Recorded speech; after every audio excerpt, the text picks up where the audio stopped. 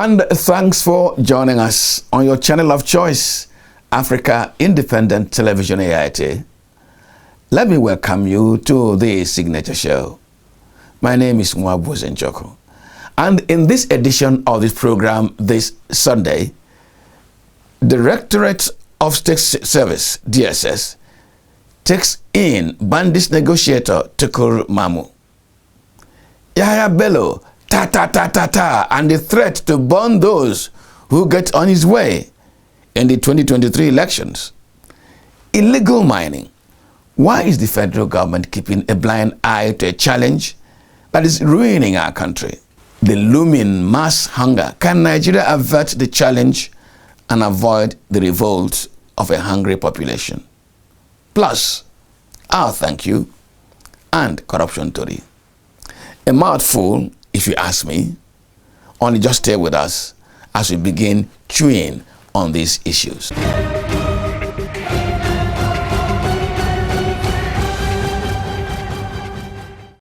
Now, we begin today's program by expressing our regrets at the death of the British monarch, Queen Elizabeth II.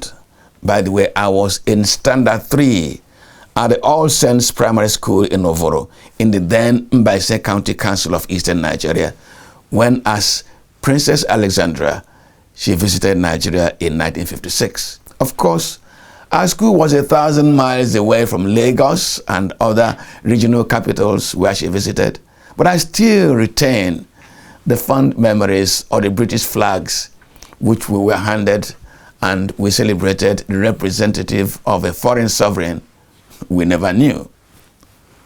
We wish the new King Charles III a reign that will endear him to the British public and the world as much as Queen Elizabeth made the British monarchy an admirable institution.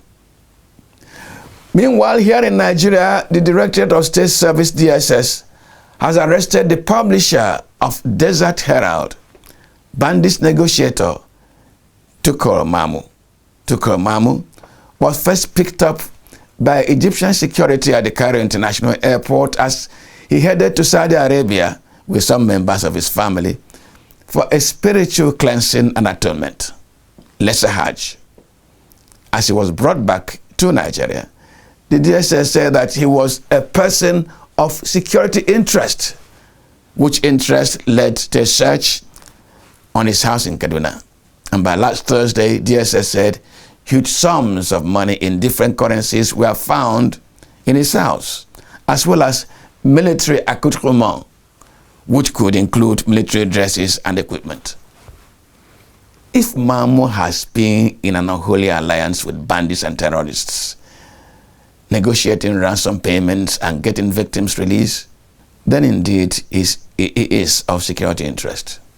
He becomes more of that interest when latest reports indicate that he has connections with terrorist groups in Egypt and Libya.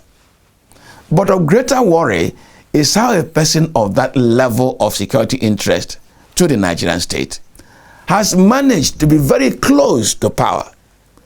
So close that if the APC or PDP wins the 2023 election, Tukur Mamu could as well just walk into Aso Rock Villa, because either the president or the vice president could be his confidant. Can't you see the grave danger? You are watching the signature show on AIT. We take a break and return shortly. Please stay with us.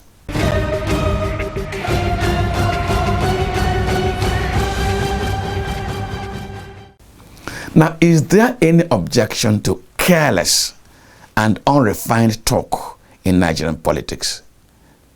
In the run-up to the 2019 election, Governor Yahya Bello of Kogi State was caught on camera demonstrating the use of gun, as he promised to secure political victory for his party and for himself and run over opposition. There was unrestricted violence in Kogi State in that election, and the opposition woman leader was burnt alive in her residence. Was it the case of witch crying and the child dying? Now, as the 2023 election comes, Yahya Bello again is being reported as promising to burn anybody who stands in his way in the election. Let me give the benefit of the doubt to His Excellency, because the governor cannot set out to plot violence against any candidate or opposition. But there are his supporters who will be emboldened by his rhetoric to become violent. After all, there is this saying that a thieving father never tells his son that theft is profitable. Yet the son, knowing that his father steals, goes about breaking doors, neighbors' doors in the afternoon. Careless political language is one of the reasons Nigerian politics still has rough edges. We can avoid them, can't we? From Governor Yahaya Bello to the challenge of illegal mining in Nigeria. Illegal miners are running legitimate and licensed miners out of business and driving away investors. But what can Nigeria do about this? My colleague, Nasir Usman, spoke with some experts. Please stay with us.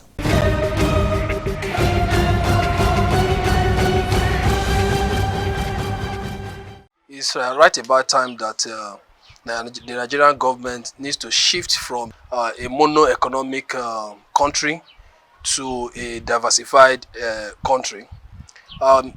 For as far back as the last 20 years, the main the GDP contribution largely to the economy of Nigeria is through oil, and needless for us to know that there are other sources that the Nigerian government can make money into the GDP. Unfortunately, Africa is endowed with these mineral resources, but again, our approach to to be the overall boss or to be in control of these mineral resources is being challenging. I can tell you that the 2014, 2015 up to 2020 solid mineral report by NAITI shows that it's just about 0.5, if not less than 0.5% contribution of GDP to the, contribution to GDP, and that's quite it's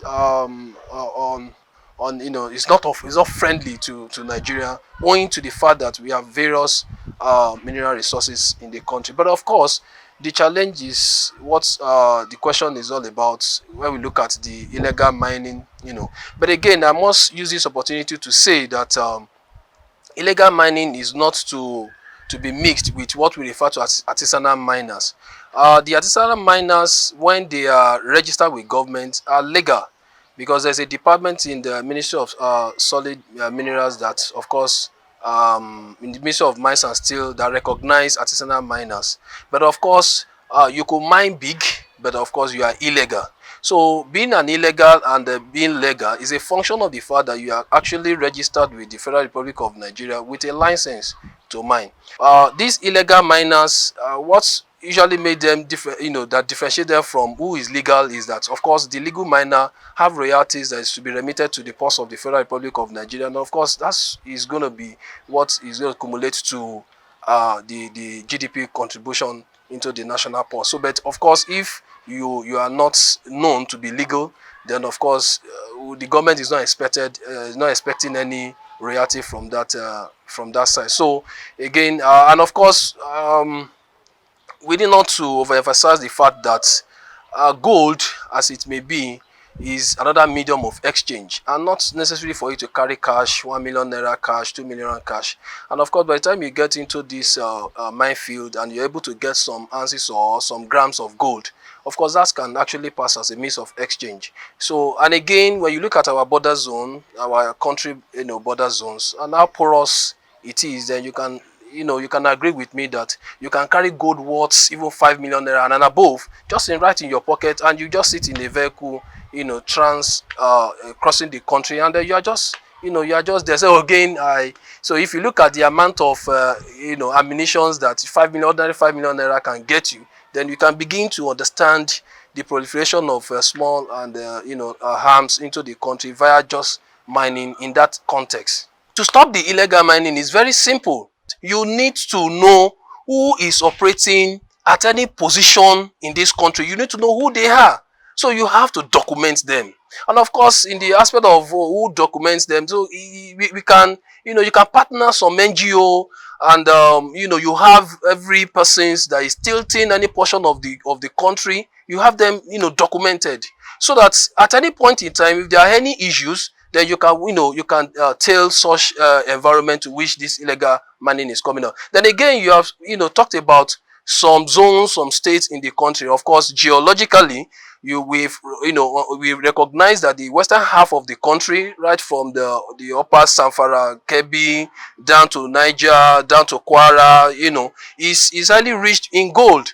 So you can link that to the preponderance of whether illegal mining or even those that are legal around that zones. So these are the reasons why you have them around, that zones in that context. But again, like my narration say, earlier, that you don't just allow people to just come to your corridor or to your environment and just start cutting away your property. You are not going to allow them. But again, you should know that for thief to come to your house, he's not coming barehanded.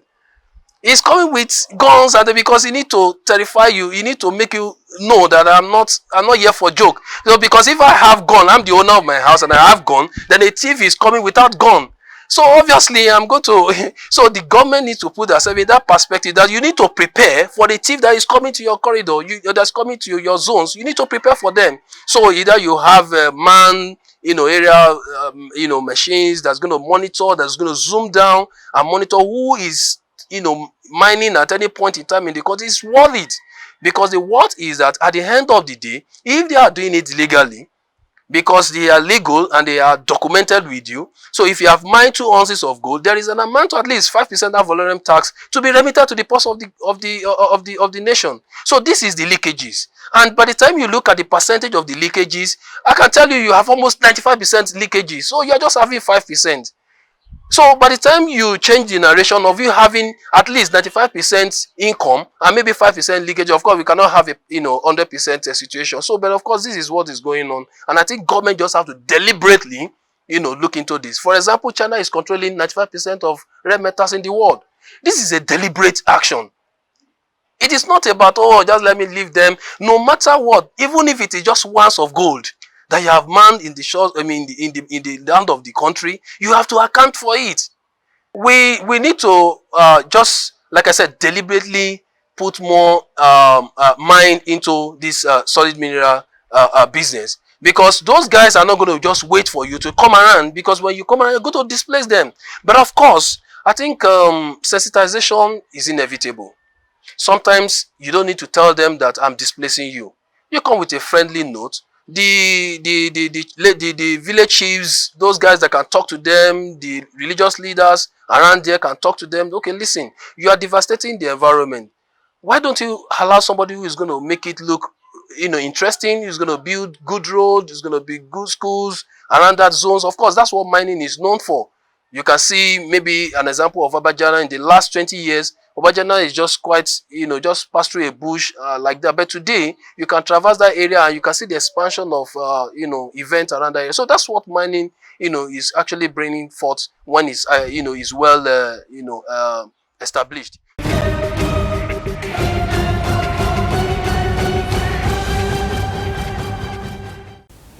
Now, last week, we raised the specter of mass hunger in Nigeria. It is the season of new yam, new potatoes, maize. It is supposed to be the beginning of steady drop in the prices of food items. But the reverse is the case, as correspondent Nasir Usman again returns to the prospect of mass hunger in Nigeria.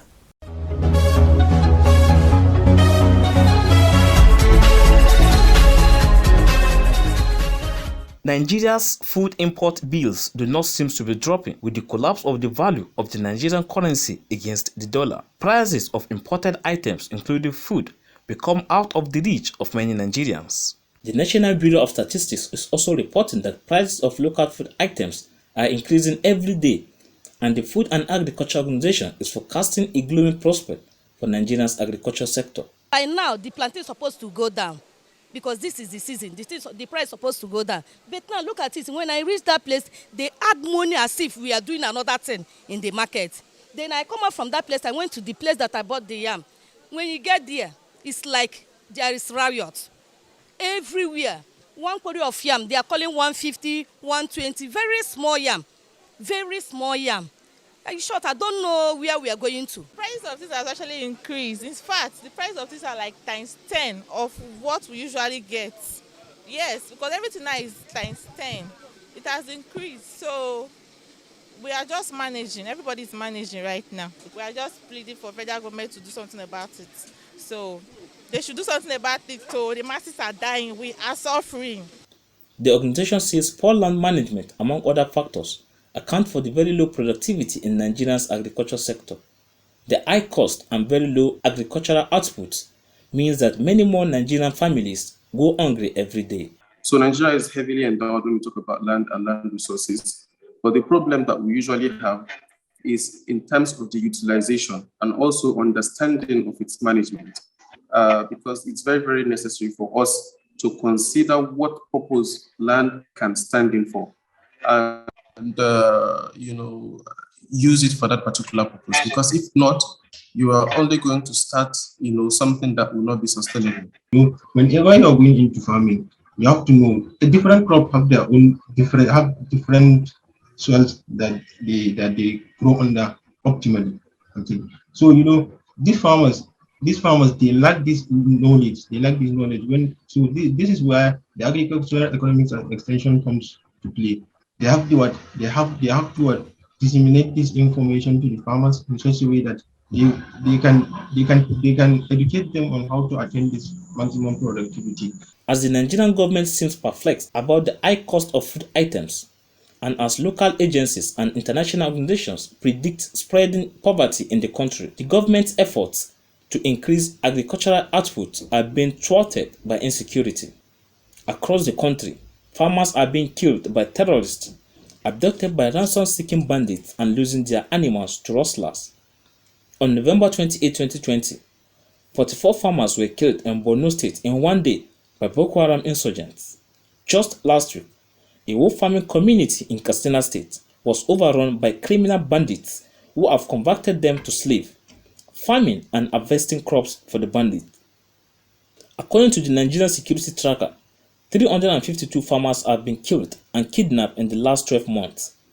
In Benue, Plateau, and Kaduna states, whole farming communities have either been wiped off by marauding herders or their crops destroyed. In consequence, farmers are abandoning their farms and herders are turning to crime to seek revenge against a situation that is making many of them unemployed and destitute. Their actions compound the situation. The government should also look towards investing in terms of, good policies, that will, in other words, improve agriculture. So we need to look into all these things. They are a little bit complicated, but they are all intertwined. So one thing leads to the other. We can actually attain food security for real, but we cannot do that without getting, first of all, security in our environment. So the issue of what insecurity actually this is a serious problem that need to be addressed by the government. Like the farmers alone can't address the issue of insecurity majorly. Like people in like axis of the north, being the major producer of what food items in Nigeria. Well, if we address this issue of insecurity, we can attain maximum productivity, and we can even export what we produce to the outside world. The prospect for any improvement in 2023 does not appear bright. Just last week, while presenting the medium-term expenditure framework and strategy reports, the Minister of Finance, Zainab Ahmed, painted the picture of a Nigerian economy about to go on its knees. The national budget deficit will be in excess of 11 trillion naira.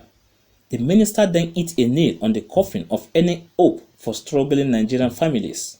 She said that there may not be capital projects in 2023, a clear indication that money injected into the economy through massive construction and capital expenses of government will no longer be available. This will translate to more unemployed people, less money for the farmers, and greater hunger for many families. The federal government 2023 aggregate expenditure is projected to be 19.76 trillion. This is inclusive of government-owned enterprises. In this scenario, the budget deficit is projected to be 11.30 trillion in 2023. This is up from 7.35 trillion in 2022. This represents 5.01% of the estimated GDP, above the 3% threshold as stipulated in the Fiscal Responsibility Act. Today, burglaries are on the increase across cities and communities in Nigeria. Many more Nigerians shun on pride to pick throwaways and leftovers from local restaurants, and Nigerians beggars as scavengers population is on the increase. Let's assume there is adequate employment.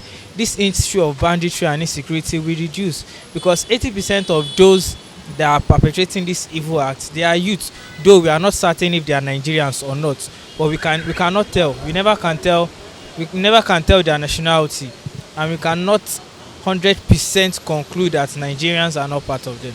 As families get caught in the web of mass hunger, many more members get depressed, become psychotic, and roam the streets. For those who resort to crimes like burglary, thievery, breaks in, and shoplifting, the law catches up and the police charge them with the crime. These cases put the court in a dilemma. Can the blind lady really remain blind and allow her sword to come down when those arraigned before the court are not architects of their crime, but a government that has lost grip on a doubting food crisis that may turn Nigerians against themselves in desperation to survive?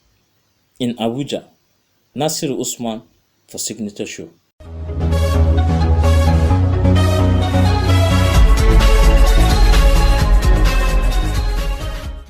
Now, as more Nigerian families face the prospect of going to bed without food, is the situation hopeless and so nothing can be done?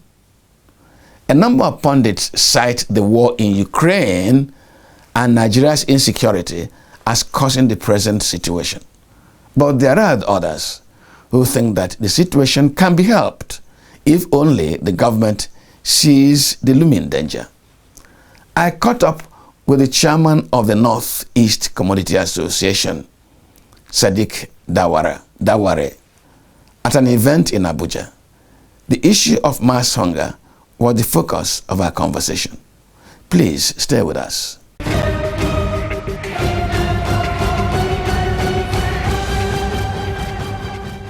Sadiq, you're welcome to the conversation. Thank you very much. Nice meeting you. It's a pleasure. Now, as I said, last week we ran a story. Prospect of mass hunger in Nigeria. You are the chairman of the Northeast Commodity Association. By that commodity, I want to believe that will include food items, that will include maybe cotton, that will include farm products. Why is food getting out of the reach of the average Nigerian family? Yes, there is an anticipation that we may face a crisis.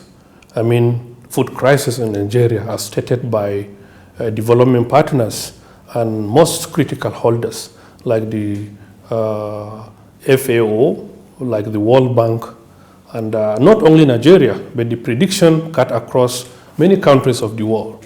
However, we will lay our emphasis on Nigeria.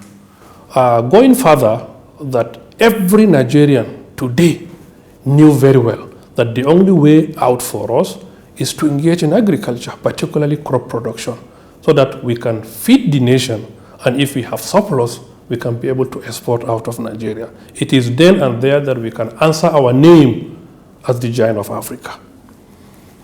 However, in recent times, price of food items have started shooting up.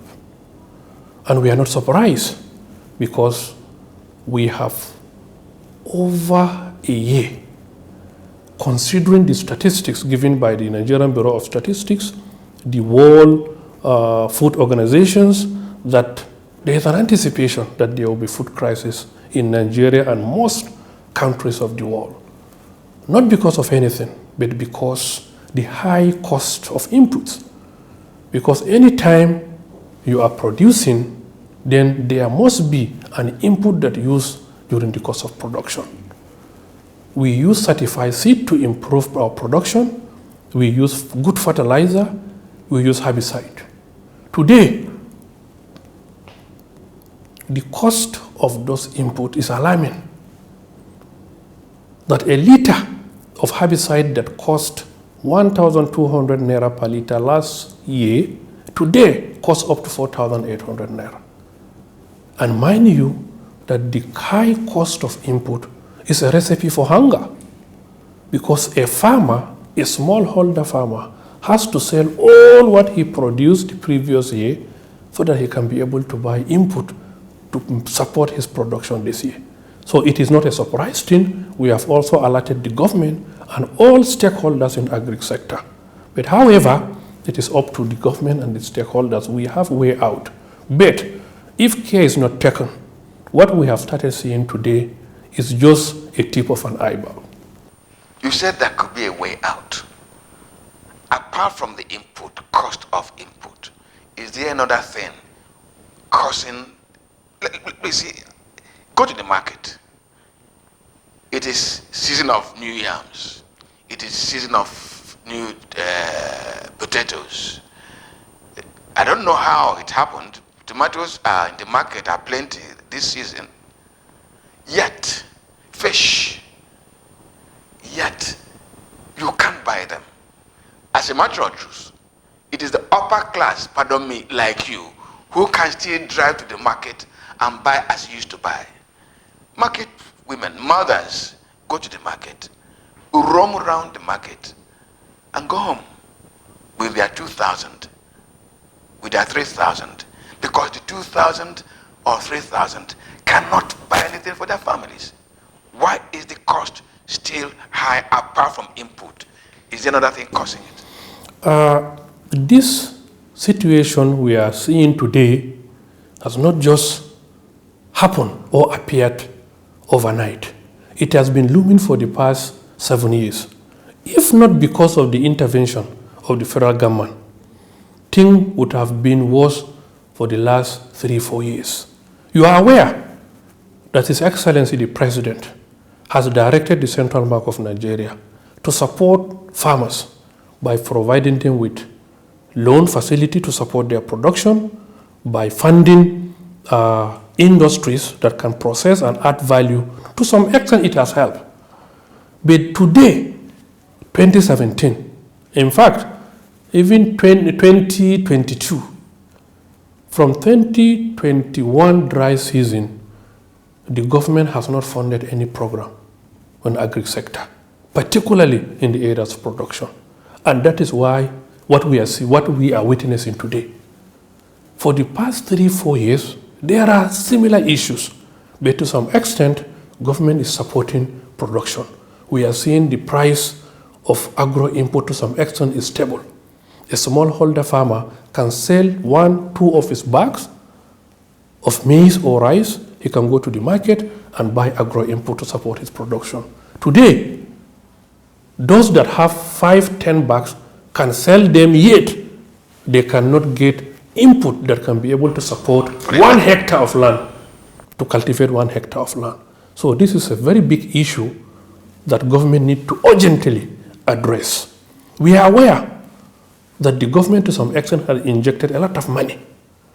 But however, hunger is a very big issue.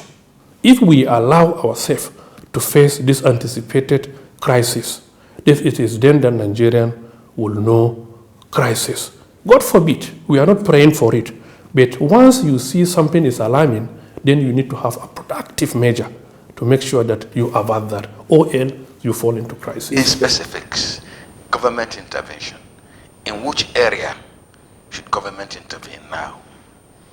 As quickly as possible, government need to support local production of agro inputs. Larger percentage of input you are seeing today in Nigeria, herbicide, insecticide, is imported from China, imported from India. And you know the most amazing part of it is that 97% of this is water content. You can imagine importing water from China, from India, to bring into Nigeria while the government closed down border for the importation of food and other related commodities. Only of recent that the government has relaxed that. But the first thing to do is that the input we are talking about has to be manufactured locally so that we can get value of what we are producing. Secondly, there is a memorandum of understanding between the Nigerian government and Morocco at the inception of this administration to support fertilizer production in Nigeria. Today, at that time, we were buying fertilizer at 1,500 naira per bag. It's clearly written on the bag that this bag of 50 kg NPK costs 5,500. For every person that has sold this fertilizer above this price is an offense. At the inception of this administration, today, the same bag of fertilizer is costing 24,000 naira. I don't know what is happening. We are seeing factories of fertilizer, blending plants coming up, but yet the price is still going out. Are we not getting the raw materials from Morocco any longer? Are our fertilizer producers not patriotic enough to support the present administration? We are aware that a lot of money has been set aside to support their own businesses. Has that money been withdrawn now, or it is still in circulation? If it is in circulation, then they should be patriotic enough to make sure that fertilizer sold at affordable price to our farmers. Government need to also to come in addition to support the fertilizer blenders, to also subsidize the cost of fertilizer, because cost of fertilizer can affect the cost of commodity at the end of the day. You can imagine somebody buying a bag of fertilizer at 5,500 naira, selling a bag of maize at 12,000 naira. Today, the same bag of fertilizer costs 24,000 naira, and there's no appreciable increment in the cost of his bag of maize. So he can be able to sell like 10 bags of maize to only buy 5 bags of fertilizer. Do you think this type of business is sustainable? No, it's not. So we are calling on the government to please, as a matter of urgency, support local producers, support manufacturers of the agro input, so that we will avert the looming crisis that we are facing. Does transportation content aspect of this entire chain, do you think it affects the cost of food in the market? Certainly, yes.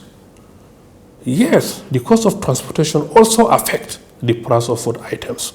You are aware that most of these agro inputs, the rice, maize, they used to take it from villages down to the cities, down to milling factories or whatever. And diesel today costs very high. So the high cost of transportation can reflect in the cost of commodity for the end user. So what we are witnessing today is the multiple effect of a lot of issues. Issues like the transportation, issues like the cost of agro inputs, issue of insecurity. Today, as I'm talking to you, for the past 2 weeks, we have been witnessing a lot of floods across the country, right from Maiduguri, Borno State, to Sokoto. Every part of North that has been producing food for our local consumption has been ravaged by floods. So, government, I am happy that His Excellency the President has sympathized with the people that have incurred a lot of loss at the result of this flood. But sympathizing a lot cannot put food into people's table. That we need them to also go beyond sympathizing Nigerians by providing them with support. Now, some people have said the war in Ukraine is affecting cost of food in Nigeria. I know that what comes from Ukraine is essentially wheat into Nigeria, into a number of African countries. But I also know that Nigeria has a capacity for production of wheat. Don't we have it? We have it, of course. What is the challenge? And we have the land mass, we have the population. why are we not able to produce enough wheat to service our needs? You see, people are just anticipating that there will be problem with the crisis in Ukraine. But let's wait for it to come. Ukraine crisis have just started recently, and people are shouting. Issue of wheat production, Nigeria has been spending a hell of money importing wheat. But the local production has to be planned. Before you start thinking of producing wheat, you first of all have to know how to produce a certified seed first. Wheat is not something that you wake up one day, you go to the market and start looking for a certified seed. There has to be plan for that. You need to know what is your requirement. What is the hectares of land that you need to produce number of tonnage of wheat. So this thing has to be planned over a period of time. You cannot just wake up one day. So government need to now identify areas that have potentials of producing wheat. Yes, we have comparative advantage of producing variety of commodities across the country. But the government need to first of all look at how can we be able to multiply seed that can be provided to our farmers for local production. The second phase is that how can we have land? Is the land prepared enough to support local production of wheat? Then we talk about input that is required, the certified seed, the fertilizer, the herbicide. Then we think of about the post-harvest losses and whatever. Then the Nigeria can say that yes, we are producing wheat that we are consuming in this country. Issue of Ukraine have just started less than a year. Even if you are bringing wheat from Ukraine, at least the last batch that's supposed to come have not even reached Nigeria because you have seen crisis and you started shouting. Please, Nigeria, we are blessed with a lot of resources. We have the land, we have the water, we have good climate condition. Our people are very hardworking. So we can be able to produce enough for this country. And if we have excess, we can be able to export to other countries that requires. What can you tell the ordinary Nigerian watching us in respect of whether we have food enough to eat or not? Yes, we have food across the country. If you go to the market today, it's not that you won't find grains. It's not that you won't find tuber of yams. It's not that you won't find tomatoes. Why? The only problem is that they are costly. So our middlemen should please be patriotic. That a situation we are in now is not something that you can have 2-3 times profit of what you have. You are doing your business with.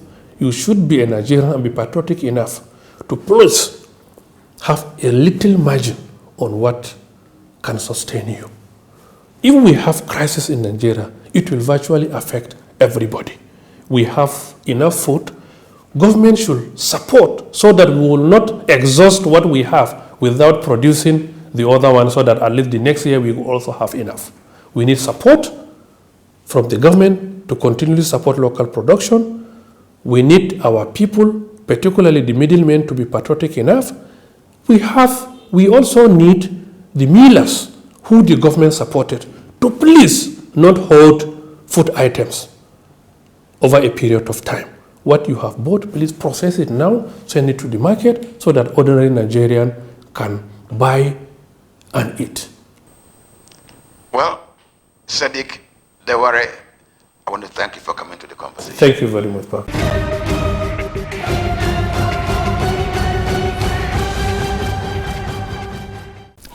Thank you, Sadiq. And now for our thank you sweeper for this Sunday.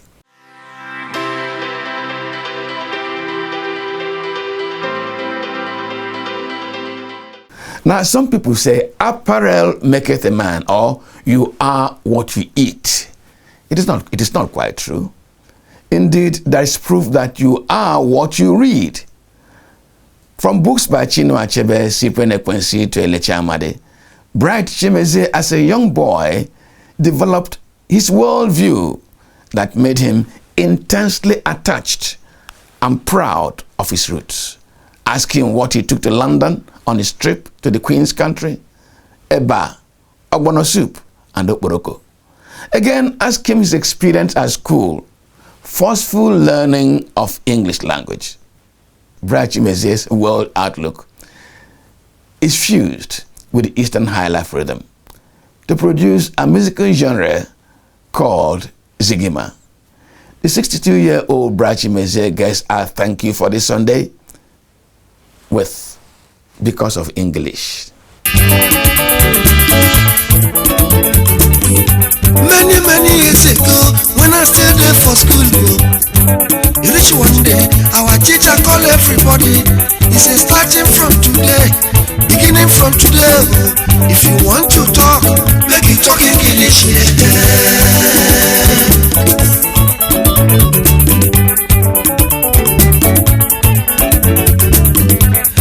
Many years ago, when I stayed there for school, reach one day, our teacher called everybody.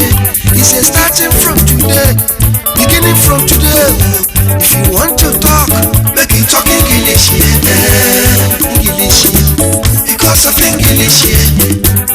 English, my teacher punished me. Oh, English, because of English. English, oh yeah, cause I'm English, because of English. English, my teacher punished me. Oh, English, because of English. English, oh yeah, cause I'm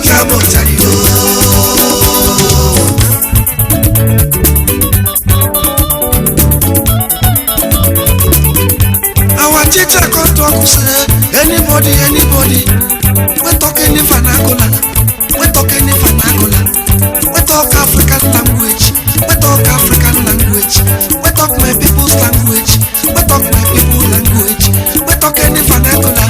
Say good morning, say good weekend, say good morning, say good weekend, because of English, English, because of English, English, my teacher punished me. Oh, English, because of English, English, oh yeah, cause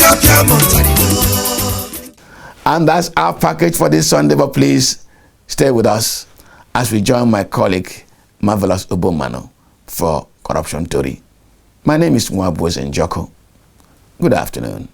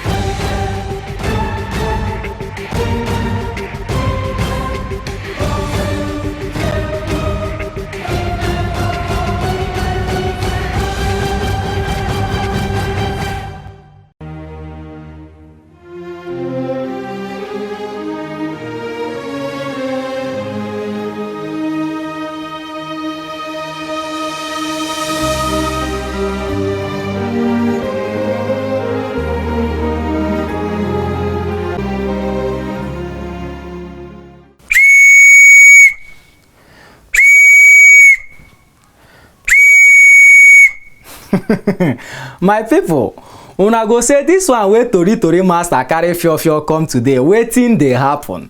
No shake, I go tell una why very soon. Another Sunday don show face. E don reach the time wey me and you dey sit down look into the matter of mago and wayorish corner things wey dey draw our country go back. This time na time for corruption tori. Na me be your tori master, Marvelous Obomano. Una welcome. If you gree say corruption dey make many Nigerians angry, if you gree say corruption don make many Nigerians look like pan wey tinker don scatter, no good food o, life no dey safe, no better hospital, money no dey to send pikin go school, and mama and papa dey squeeze face and even dey fight sake of say they don look themselves, e be like say they be useless people. If na corruption dey cause all this wahala, Why people no dey talk when they see or hear corruption? If you talk, na wetin go happen? Dis na the matter wey we carry come today. Abeg, wait small, we dey come. This na corruption tori.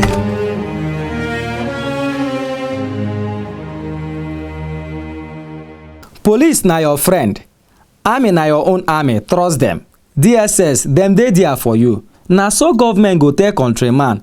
That one be say if you see any magomagorish something, you fit waka go tell all these people. Who sir?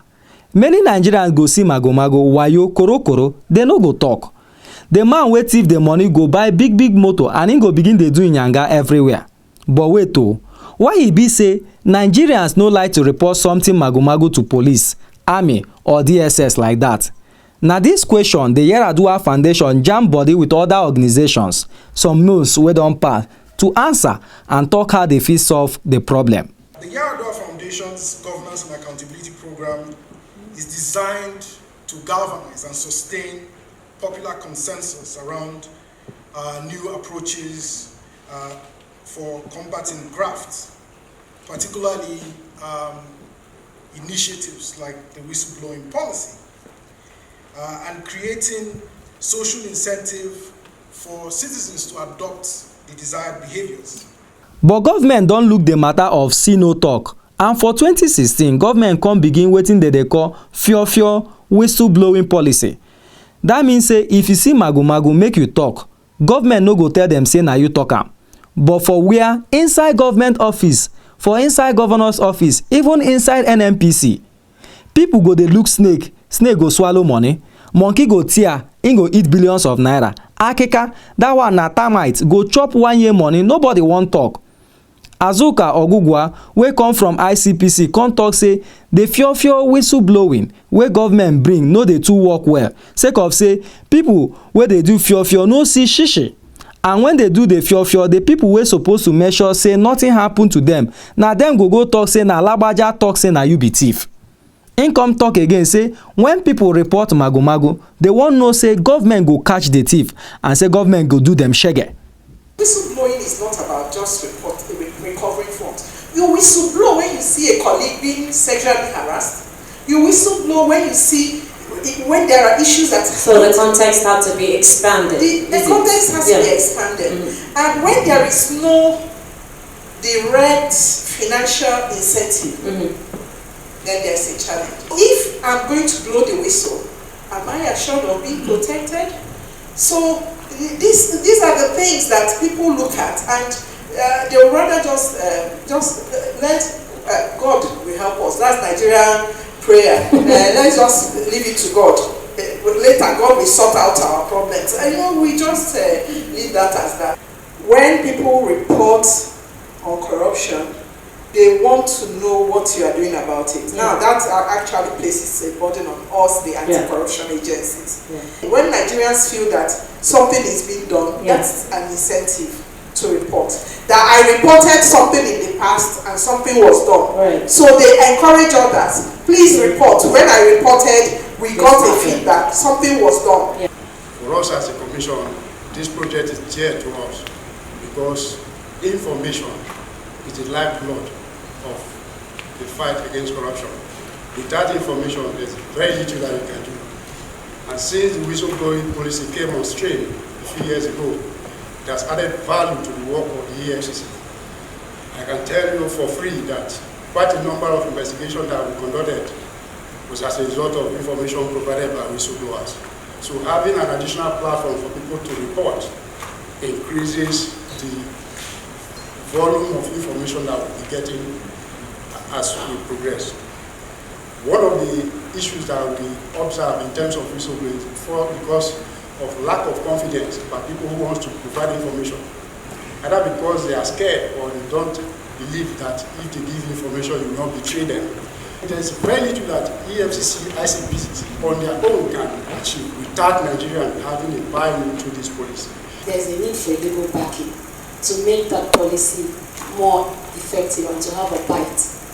Because as it is, it's just a policy which is tied down to this administration, right? If another administration comes in and it's not being enacted, it might fizzle out, it might change. The EFCC is a very responsible organization, and we care so much about the information we'll get that will make the country better. So everybody that brings in any good intel to the commission will follow it up, will protect you. One man wey come from the civil society wey come for the jambody wey him name na Oke Opia look the matter finish come say this fiofio no go work if countryman no hear wetin government take the money wey dey recover from the fiofio do. Government go talk say dem catch this thief, that thief collect back billion naira. Wetin dem dey take the money do sef? Who sir? We have seen citizens blow whistle. Some of these have led to citizens, being in more difficulties. Promises that were made were not fulfilled. We have seen whistles blown leading to recoveries. Mongers amounts of money, mentioned. What has happened to those monies? As I speak to you, we all know that the National Assembly is currently investigating return or recoveries of some looted, government funds and properties. So when these are the kind of echoes you get as citizens, what is the confidence to want to keep, blowing those whistles? Why do you want to keep repeating an exercise that will push you in further inconvenience? Gives you a further reason to continue to distrust government, and then gives you a clear picture of this is all like a charade. You blow the whistle, recoveries are made, then what happens to the monies? The number one lawyer for Nigeria wey be Attorney General of the Federation, Abubakar Malami, come tell the jambody say, you see this government fiofio for wayo, government no dey take and play. He say corruption for Nigeria no go stop lie until country people carry the fight against corruption for their head. Him say the fight no be only for government, and say no be only government get am. We enforced zero tolerance for corrupt practices by holding high-profile citizens responsible. Persons who hitherto were untouchables were prosecuted, and I know Nigerians can bear witness to this. In order to significantly advance the cause of Nigeria's anti-corruption gains in this existential battle, the ordinary people of Nigeria must own and participate in the crusade as critical stakeholders and allies of the government. Government at the subnational levels must also, in the least, show similar commitment, as it cannot be and remain a federal government malaba. As long as the state governments are not committed to the fight against corruption, it is only about the federal government and its agencies. We are not likely to make serious progress. I'm therefore encouraging Nigerians to wholeheartedly embrace CORA, this technology-enabled opportunity to anonymously report corruption in order to scale up the successes being recorded so far. But after all this talk, wetin be the answer? One organization wey they call African Center for Media and Information Literacy, AFRICME for short, come show say they get pepper wey they go use to pepper corruption. This AFRICME come bring out wetin they call Corruption Anonymous. That one be say there's something wey confuse fly. This Corruption Anonymous wey they call CORA for short, be like say them give you slap. The person wey slap you, the hand wey they take slap you, you no go see am, you no go know. This CORA whistleblowing platform go protect the person wey bring the informate to catch the thief, and he no need to tell him name, phone number or what. The CORA platform will complement the government whistleblowing platform managed by the Presidential Initiative on Continuous Audit (PICA) and make it much easier for citizens to submit tips anonymously without fear of being exposed and confident that the tips will be treated. Our goal for this project is to have a citizenry that is sensitive to its role in fighting corruption. As Nigerians, we must be aware that the fight against corruption is not one to be left for the government alone. Legally and morally, we have roles to play, and this is what the whistleblowing policy seeks to ensure. My people, you see now wetin Chino Achabe write. If Eneke, the bird, see say hunter dey fire nonsense, himself go fly, even if he no get feather. people wey dey do mago-mago and wayo make dem sabi say very soon e go be good night for dem. The Minister of Finance and National Planning wey be Zainab Ahmed, as she look dis quota finish, she come talk say government dey try make Nigerians see why dem need to use dis whistleblowing policy to fight corruption. She come talk say the Quora platform go give Nigerians better opportunity to take report anything wey resemble corruption. At inception, there was widespread enthusiasm on the part of Nigerians as they volunteered information, which investigation led to recoveries of both cash and non-cash assets. But regrettably, after about two to 3 years of the implementation of the policy, the interest of the public on the policy began to nosedive. I expect those present at this launch today to be change agents that will drive our country to the path of honor by reporting and encouraging others to report same through the channels provided by the whistleblowing platforms. Please clap for yourself. This na corruption tori.